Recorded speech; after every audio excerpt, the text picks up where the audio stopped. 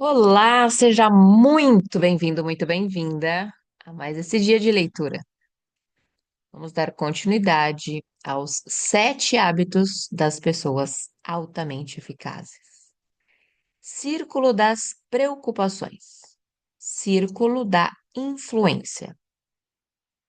Uma das melhores maneiras de melhorar nossa consciência sobre o grau de proatividade que atingimos é perceber onde concentramos nosso tempo e nossa energia.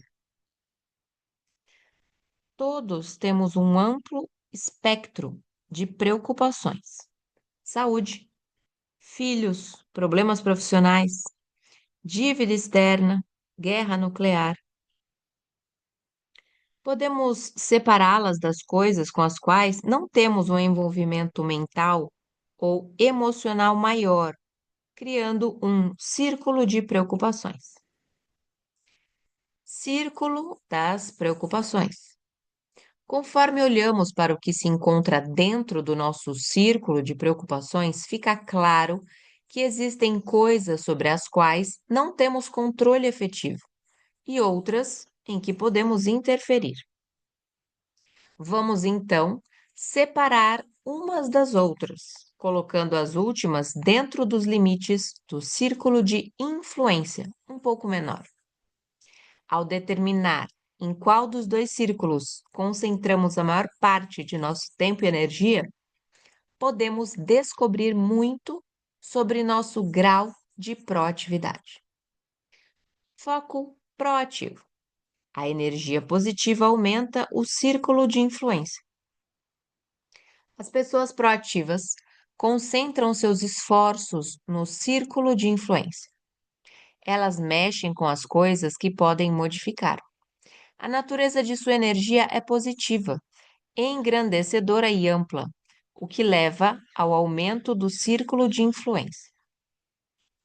As pessoas reativas, por outro lado, concentram os esforços no círculo das preocupações.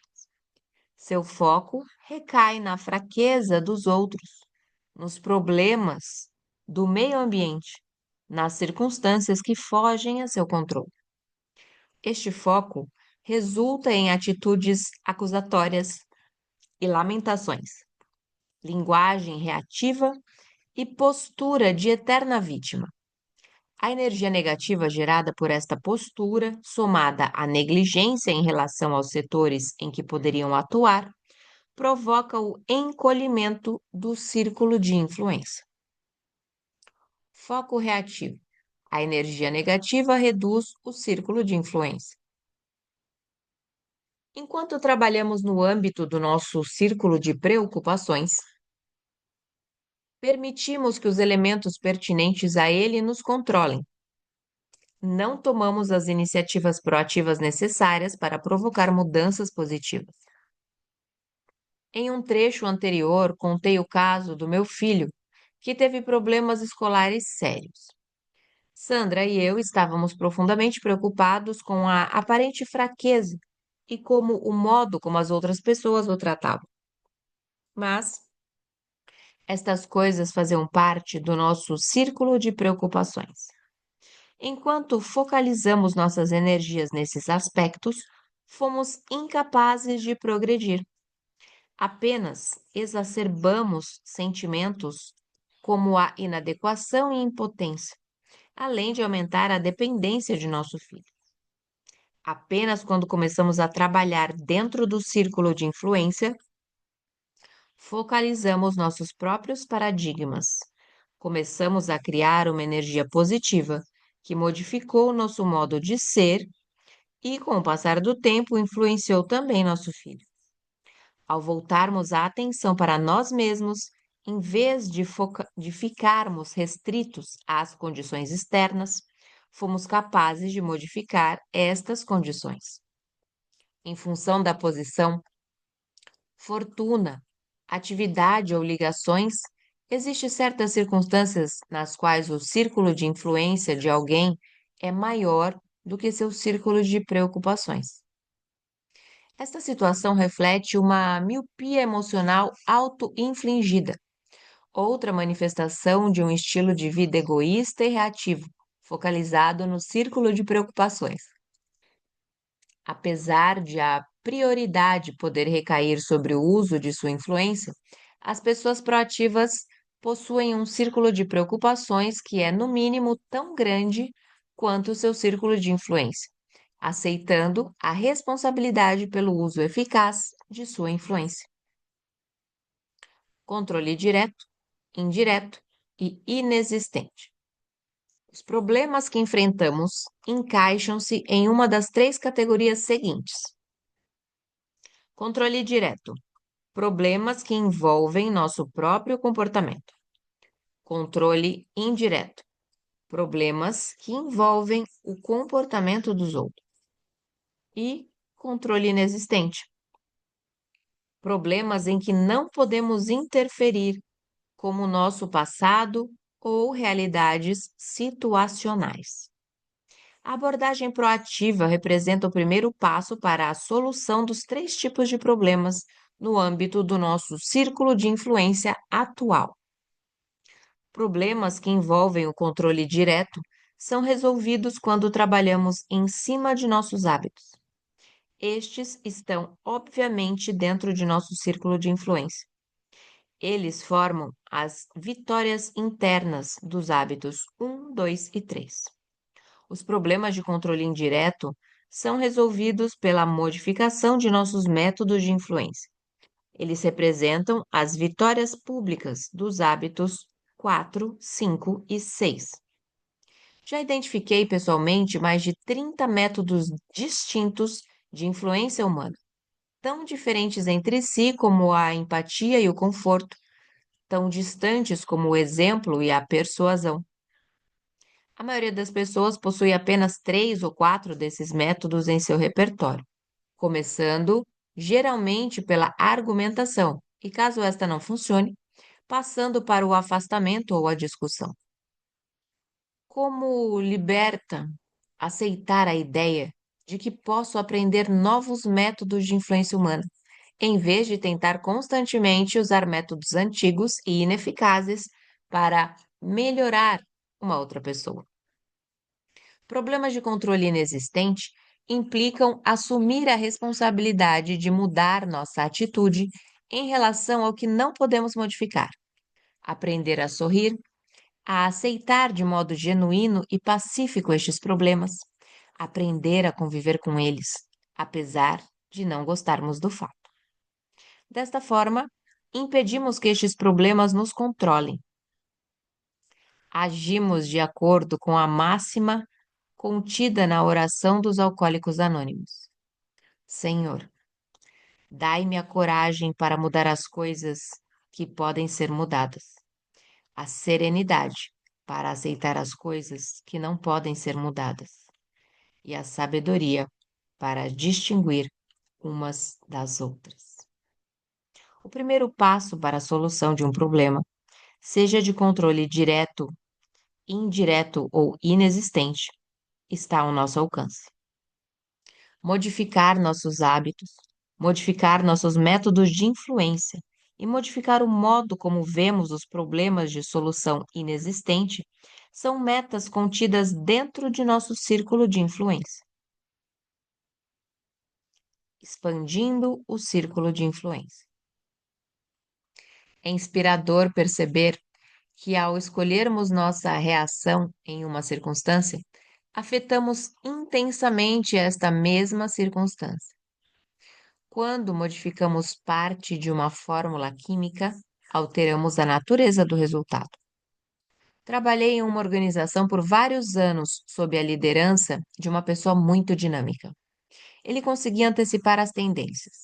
Ele era criativo, talentoso, capaz e brilhante, e todos sabiam disso. Mas tinha um estilo ditatorial de direção. Mostrava a tendência de tratar as pessoas como servos, como se elas não tivessem qualquer opinião. Seu modo de se dirigir às pessoas que trabalhavam na organização sempre começava por: faça isso, pegue aquilo, agora resolva isso, depois vá para lá. Eu tomo as decisões. O resultado foi que ele praticamente alienava todo o corpo de executivos ao seu redor. Estes se reuniam no corredor para reclamar.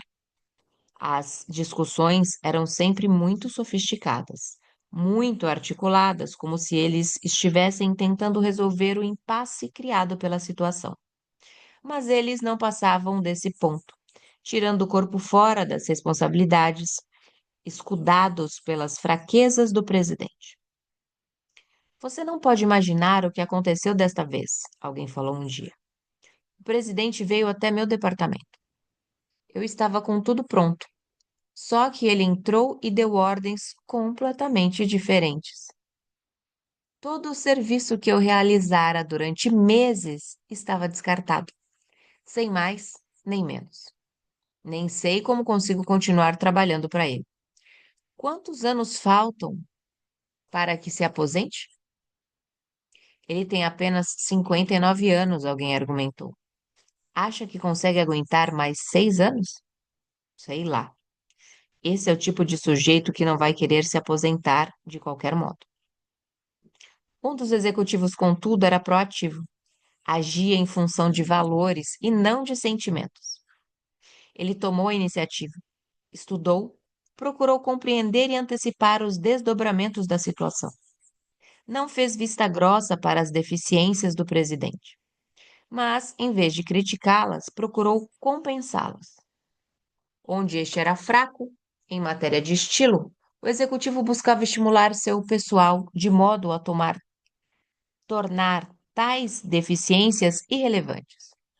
E ele tentava estimular os pontos positivos do presidente, sua visão, seu talento, sua criatividade. Este homem concentrou-se em um círculo de influência e também era tratado como se fosse um servo. Mesmo assim, fez mais do que era esperado. Ele antecipou as necessidades do presidente. Tentou compreender as preocupações deste, de modo que, ao apresentar seus relatórios, também fazia análises e recomendações baseadas nas informações levantadas. Quando me sentei um dia para conversar com o presidente, em uma reunião de consultoria, ele falou: Stephen, mal consigo crer que este homem fez.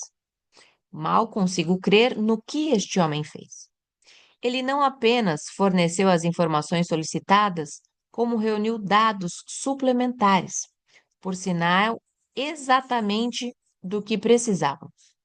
Além disso, contribuiu com uma análise sintonizada com as minhas preocupações mais sérias e uma lista de recomendações.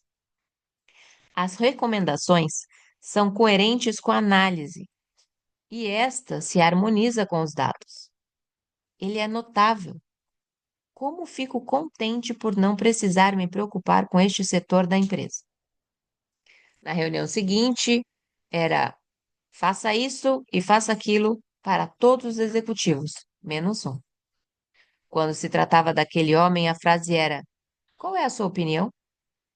O círculo de influência havia crescido. Este fato agitou bastante a organização.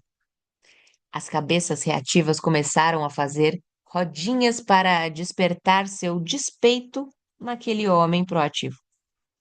Absorver a si mesmas de qualquer responsabilidade é típico das pessoas reativas. Fica muito mais fácil dizer: eu não sou responsável. Se a pessoa disser: eu sou responsável, poderá ter de afirmar um dia: eu sou irresponsável.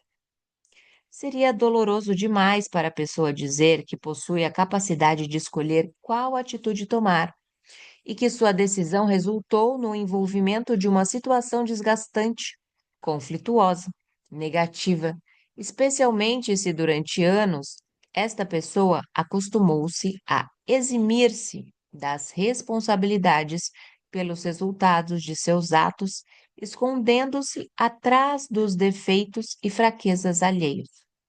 Sendo assim, os executivos concentram-se em procurar mais provas, evidências e elementos para provar que não eram responsáveis.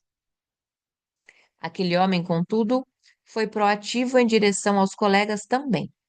Pouco a pouco, seu círculo de influência cresceu na direção deles também e continuou a se expandir, até chegar ao ponto em que ninguém na organização tomava uma decisão importante sem consultar e obter a aprovação dele, inclusive o presidente. Apesar disso, não se sentia ameaçado, pois a força de um aumentava a força do outro, e aquele homem ainda compensava certas fraquezas do presidente, que agora contava com força dobrada. O sucesso de alguém como ele não dependia das circunstâncias. Outros estiveram na mesma situação. Seu sucesso decorreu das respostas dadas às circunstâncias, do foco sobre o círculo de influência. Este foco o diferenciou. Existem pessoas que interpretam o termo proativo como sinônimo de agressivo, insensível ou excessivamente exigente. Mas não é nada disso. As pessoas proativas não são exigentes demais. Elas são tranquilas, agem conforme seus valores, percebem a realidade e sabem o que é preciso fazer. Pensem em Gandhi. Enquanto seus detratores ficavam no Congresso criticando sua recusa em unir-se ao círculo retórico das preocupações, condenando o Império Britânico por subjugar o povo indiano, Gandhi percorria os campos de arroz, calma, imperceptível e lentamente expandindo seu círculo de influência junto aos trabalhadores rurais.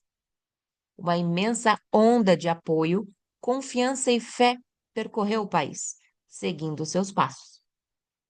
Apesar de Gandhi não ter cargo ou função política, através da compaixão, da coragem, do jejum e da persuasão moral, ele finalmente pôs a guerra de joelhos, rompendo a dominação política de 300 milhões de pessoas com o poder do seu círculo de influência imensamente expandido. O ter e o ser. Uma das formas de se determinar em que círculo nossa preocupação se encontra é distinguir entre o ter e o ser. O círculo de preocupações vive cheio de ter. Ficarei feliz quando tiver acabado de pagar minha casa. Se eu, pelo menos, tivesse um chefe que não fosse tão ditador. Se eu tivesse um marido mais paciente. Se eu tivesse filhos obedientes. Se eu tivesse um diploma. Se eu tivesse mais tempo para mim. O círculo da influência está cheio de ser. Eu posso ser mais paciente, ser mais sábio, ser mais carinhoso. O foco dirige-se para o caráter.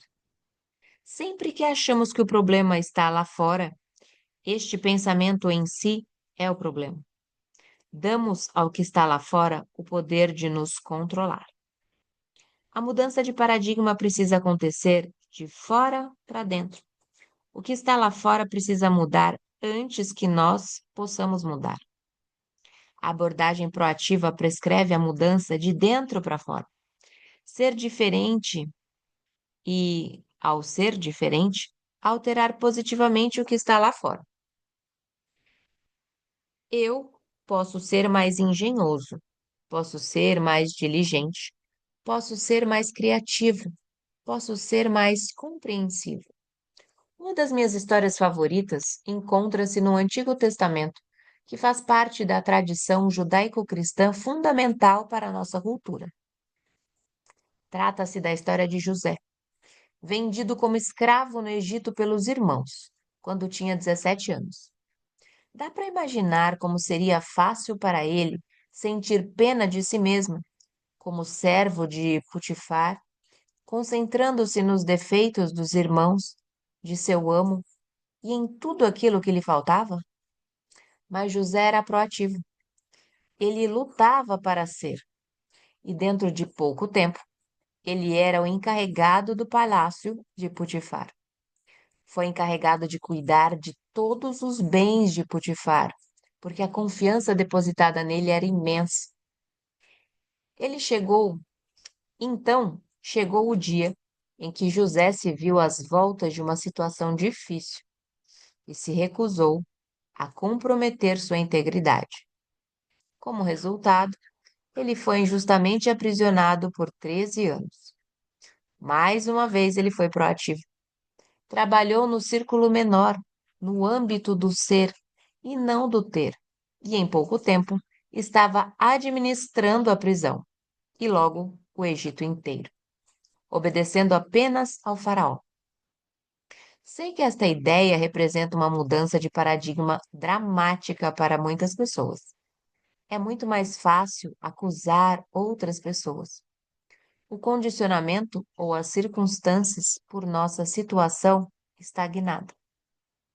Saber que nós somos responsáveis, capazes de responder e de controlar nossas vidas, influenciando intensamente nossas condições externas, se nos concentrarmos no ser, naquilo que somos. Se eu tenho um problema no casamento, o que realmente ganho em apontar sistematicamente os defeitos de minha mulher? Ao dizer que não sou responsável, eu me torno uma vítima indefesa. Eu fico aprisionado, imóvel em uma situação negativa. Também diminuo minha capacidade de influenciar. Minha atitude implicante, acusatória e crítica apenas confirma para ela as fraquezas que possui. Minhas críticas são piores do que as deficiências que procuro corrigir. A possibilidade de interferir positivamente na situação definha e morre. Caso eu realmente deseje melhorar minha situação, posso trabalhar com a única coisa sobre a qual tenho controle: eu mesmo. Se eu parar de tentar moldar minha esposa e trabalhar em minhas próprias deficiências, posso ser um companheiro melhor no casamento, uma fonte inesgotável de apoio e amor. Assim, se tudo der certo, minha esposa sentirá o poder de um exemplo proativo e reagirá de modo similar.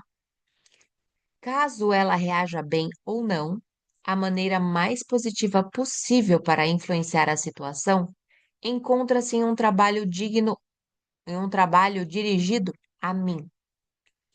Existem tantas maneiras de se trabalhar no âmbito do círculo de influência. Ser um ouvinte mais atento, ser um companheiro mais carinhoso no casamento, ser um estudante melhor, ser um funcionário mais aplicado e cooperativo. Em certos momentos, a atitude mais proativa que podemos tomar é ser feliz, simplesmente sorrir com sinceridade. A felicidade, como a infelicidade, é uma escolha proativa. Existem coisas, como o tempo, que nosso círculo de influência jamais conseguirá abranger. Mas, como pessoas proativas, podemos ser felizes e aceitar as coisas que não podemos controlar no momento e concentrar esforços no que podemos mudar. E ficamos por aqui em mais esse dia desta leitura maravilhosa. E se você chegou até aqui e ainda não está inscrito no canal, aproveite agora, se inscreva, deixe seu like, leia a descrição desse vídeo e deixe também seu comentário.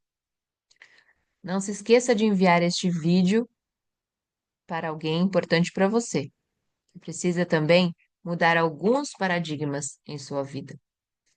Se é o primeiro dia que você chegou aqui, vá na playlist e acompanhe desde o primeiro dia essa leitura.